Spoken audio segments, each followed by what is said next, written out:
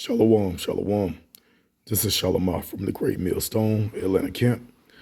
Before I get started with this lesson, I want to give all praises, honor, and glory to Yahweh, Bahashim, Yahweh Shai, Bahashim, Rakakwadash. Double honors to my elders and apostles of Great Millstone that teach and root well. Peace, love, and safety to the hopeful elect. And I just want to do this lesson off of pretty much the word worlds in Hebrews 1, because it talks about that particular world, or that word goes into an age. So the world that is promised to the Israelites is an everlasting world. It's an everlasting age, meaning it's not going to end. That's why the Lord is going to bless us with everlasting life. And also the earth was created by us, for us. Of course, everything was created for Yahweh, Bahashim Yahweh Shai. But he also, in the beginning, had rulers and angels and divine ones. When you look up that word God in Genesis 1:1, it talks about, it's a plural word, it's Elohim, and it goes into rulers, judges, divine ones. Those were spirits created in the beginning that created the earth. All right. And who were those spirits in the beginning? The chosen. As a matter of fact, let me get this. I didn't plan on getting this scripture, but I'm going to go ahead and get it. 2nd Ezra 2. And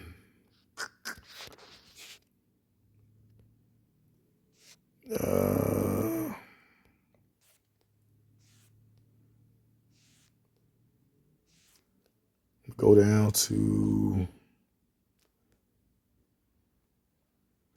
I know it's right here in front of me. Because it says they was called from the beginning.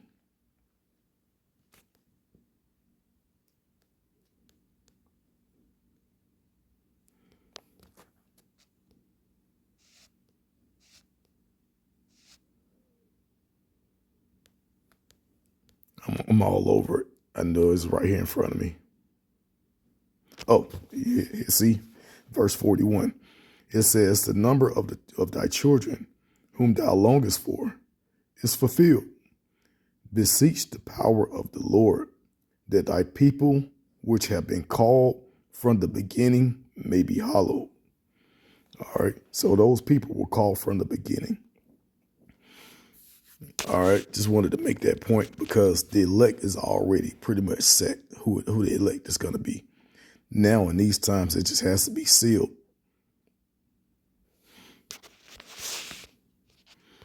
So let's go to Hebrews chapter 1 and verse 1.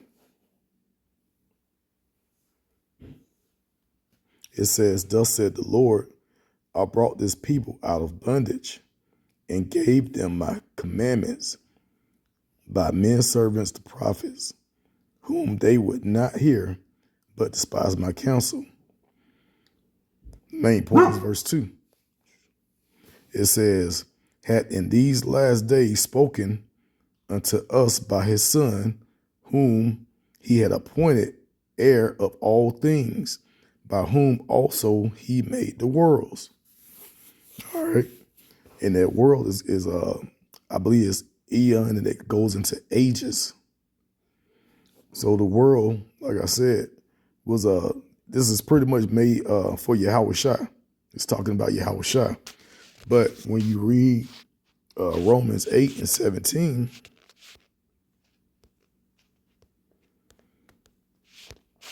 Romans chapter 8 and verse 17, it says, and if children, let me go up. Romans 8 and 16, it says, the Spirit itself bears witness with our spirit that we are the children of the Most High. And if children, then heirs, heirs of the Most High, and joint heirs with Hamashiach. If so be that we suffer with him, that we may be also glorified together. And I'm just going to go ahead and read verse 18, because this is a beautiful scripture. It says, For I reckon that the sufferings of this present time are not worthy to be compared with the glory which shall be revealed in us. So everything that we're going through on this side is not even, it can't even be compared to what the Lord has as far as a reward for his elect. It's talking about the Lord is going to give you not only spiritual powers and not only everything on the planet, including these other nations for an inheritance, but also it's going to be other dwelling places. You're going to be able to go out of this planet to other planets. And that's in the scriptures. All right. Now, continue on 2nd Esdras, chapter 6 and 54, because these heathens are not going to be, they're just up right now because the Lord is punishing us. That's the only reason why these heathens they have their own lands. You know, that's the only reason. That's why they're not in captivity right now, because we are still up under the curses. 2nd Esdras 6 and 54, I'm going to read all the way down. It says, and after these, Adam also, whom thou madest Lord of all creatures, of him come we all, and the people also whom thou hast chosen, the people that was chosen from the beginning, who the world was created for. All right, and it's going to go into that at the bottom. It says, all this have I spoken before thee, O Lord, because thou madest the world for our sakes. As for the other people, which also come of Adam, thou hast said that they are nothing, but be like unto spittle, and has the liking of the abundance of them unto a drop that falleth from a vessel. Yeah, they're just non-playable characters in this world. All right, they have a part, of course, you know, but their part is to pretty much be conquered and taken down and ruled over by Yahweh Shai and the 144,000 in the hope in the elect. All right, it says 57. It says, and now, O Lord, behold, these heathen which have been reputed as nothing have begun to be lords over us and to devour us. But we, thy people, whom thou called thy firstborn and only begotten and thy fervent lover, are given into their hands. And if the world now be made for our sakes, why do we not possess an inheritance with the world? How long shall this endure? And that's the question we all have. We like, how long are we going to be in this captivity? How long are we going to see these heathens pretty much running over us, oppressing us? And the main one is Esau Edom, his self-proclaimed white man. All right, his kingdom is over. And I'm going to get that because it talks about how Yahweh Shai is going to come and take down this second Roman kingdom. When just going to Daniel chapter 7, this is Rome all over again. All right, America is Rome all over again. So America is going to be taken down, and then that's when the kingdom of heaven is going to be built up. All right, it's going to be a transition of power. As a matter of fact, let's go up the same chapter, go all the way up to verse 9. It says, for Esau is the end of the world, and Jacob is the beginning of it that followeth. All right. So yeah, this devil is going to be taken down. His kingdom is going to be destroyed by the nuclear missiles that the Lord gave him the knowledge to create. And it's going to be the end of his kingdom. All right, let's continue on to Isaiah 45. I actually wanted to read this earlier. In verse 17, it says, but Israel shall be saved, and the Lord Yahweh with an everlasting salvation. Like, this salvation is not going to end. It's going to be forever. It says, ye shall not be ashamed nor confounded, world without end. Okay. So yeah, we not good. Man, it's just like I just read in Romans 8. This is what we're going through now. Even if you have to face death, it's still not compared to what the Lord has planned for his people.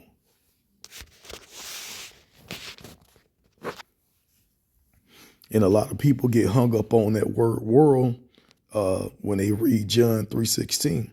That's a big thing now, saying that the Lord came and was a sacrifice for everyone, even the heathens. Like everyone's gonna get saved. That doesn't make sense. Like who are they being saved from? We are being saved from them. The Lord is gonna save us from the heathens. Like, what do the heathens need to be saved from? Themselves? So you people don't make sense. You're going completely off thinking that these heathens are going to be joint heirs with us in the kingdom. It's not the case. They're gonna be servants, and they're gonna bring us substance, food, cattle, and they're gonna be task managers over them, and those are gonna be other heathens. The Israelites just gonna make sure everything continue to be in order.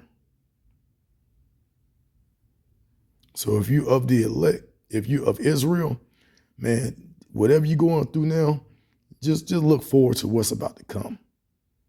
You're about to have dominion over the entire planet and more, and the people. And I'm going to end that with Daniel chapter 7 and verse 26.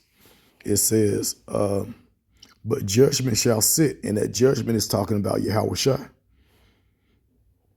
All right. And if you go up a verse, the ones that spake great words against the Most High, that's talking about Esau, Edom.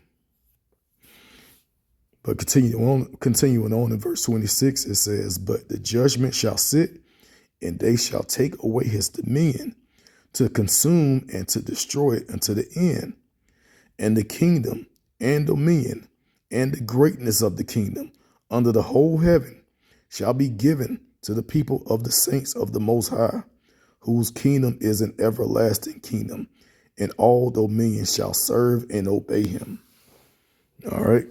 So that's pretty much it. That was pretty much, the main point. Everybody's gonna, not everybody, but these heathen nations, which is a lot of them, they're gonna serve Israel, you Negroes, Latinos, Native Americans, mainly.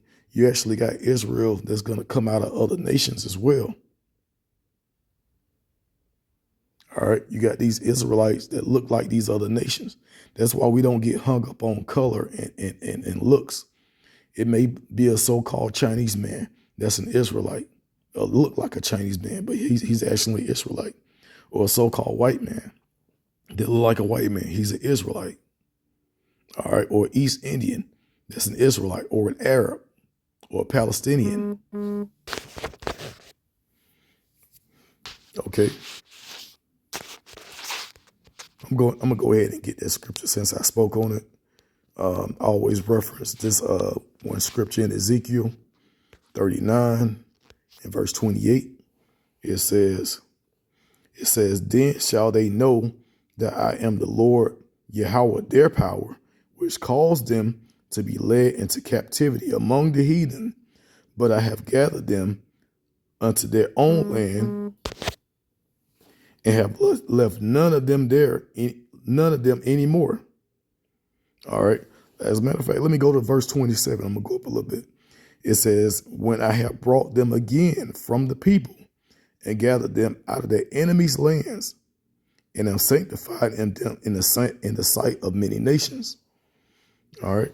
So that's going to be the Israelite foreigners that talked about in Isaiah chapter 14. Are you going to have the strangers, and then you're going to have the heathens that's going to serve the Israelites. And that's going to be everlasting. It's going to be forever. All right, so I want to end it there. Once again, I want to give all praises, honor, and glory to Yahweh, Bahashim, Yahushua, Bahashim, Rakak Wadash. Double understand my elders and apostles, a great millstone that taught us this truth. Shalom to the elect.